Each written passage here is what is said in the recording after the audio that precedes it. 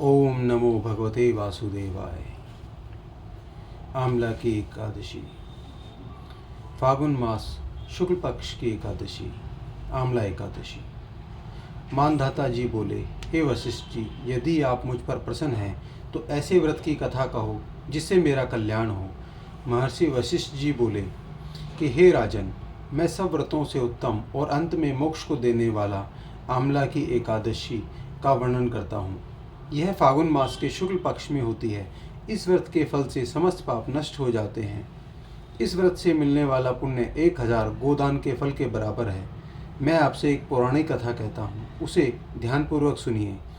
प्राचीन समय में एक वैदिक नामक नगर था, जिसमें एक चैत्ररथ नामक चंद्रवंशी राजा धर्मपूर्वक राज्य करते थे। उस नगर में ब्राह्मण, वैश्य, क्षत्रिय और शूद्र चारों वर्ण आनंदपूर्वक रहते थे। नगर में सदैव वेद ध्वनि गूंजा करती थी।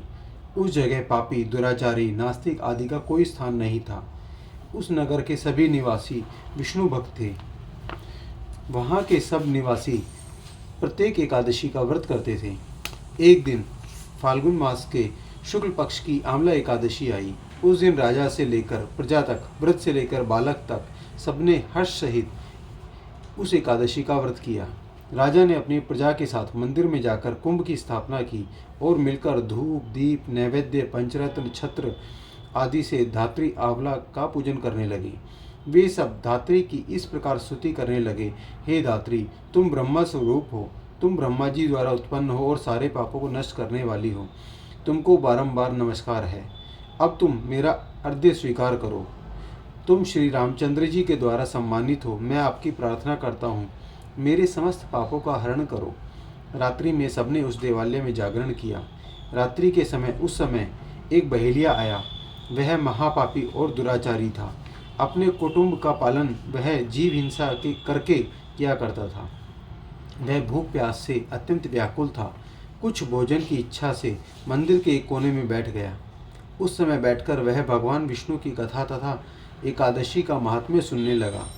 इस प्रकार उस बहेलिये ने समस्त रात्रि अन्य लोगों के साथ जागरण करके व्यतीत की। प्रातःकाल होते ही सभी लोग अपने अपने घर गए। बहेलिया भी अपने घर को चला गया। कुछ समय बीतने के पश्चात बहेलिये की मृत्यु हो गई। बहेलिया ने आमला की एकादशी के व्रत तथा जागरण के प्रभाव से उसने एक राजा विदुरथ के यहाँ जन्म लिया। उसका नाम बसुरथ रखा गया।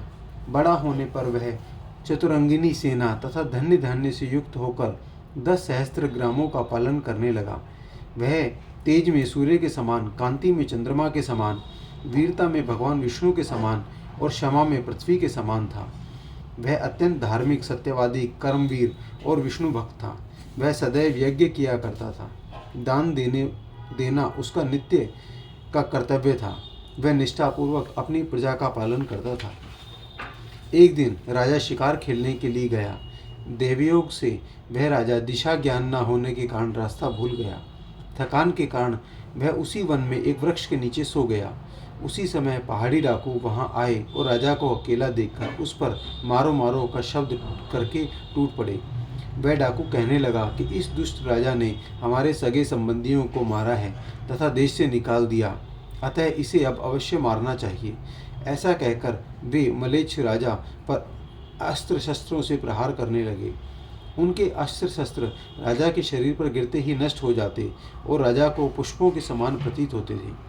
बाद में उन डाकुओं के अस्त्र शस्त्र उन पर उल्टा प्रहार करने लगे, जिससे वे मूर्छित हो गए। उस समय राजा के शरीर से एक दिव्य देवी प्रकट हुई, जो अत्यंत सुंदर वस्त्र तथा आभूषणों से अलंकृत थी। उसकी भ्रुकुटी टेढ़ी थी और उसकी आंखों से लाल लाल ज्वाला निकल रही थी। देवी उस समय साक्षात काल प्रतीत हो रही थी। वह मलेच्छों को मारने दौड़ी और समस्त डाकुओं को काल के गाल में पहुंचा दिया। जब राजा जागा तो सभी डाकुओं को मरा देखकर सोचने लगा कि मेरे इन शत्रुओं को किसने मारा है, मेरा इस वन में कौन हितैषी रहता है। जब राजा ऐसा विचार कर रहा था, तभी आकाशवाणी हुई और कहने लगी, हे राजन, इस संसार में तुम्हारे भगवान विष्णु के अतिरिक्त और कौन रक्षा कर सकता है। इस आकाशवाणी को सुनकर राजा अपने नगर में वापस आ गया और सुखपूर्वक राज्य करने लगा। महर्षि वशिष्ठ बोले, हे राजन, यह सब आमला की एकादशी के व्रत का प्रभाव है। जो मनुष्य आमला की एकादशी का व्रत करते हैं वे प्रत्येक संकट से निकल जाते हैं और भगवान विष्णु उन सब की रक्षा करते हैं। बोलो ओम नमो भगवते वासुदेवाय।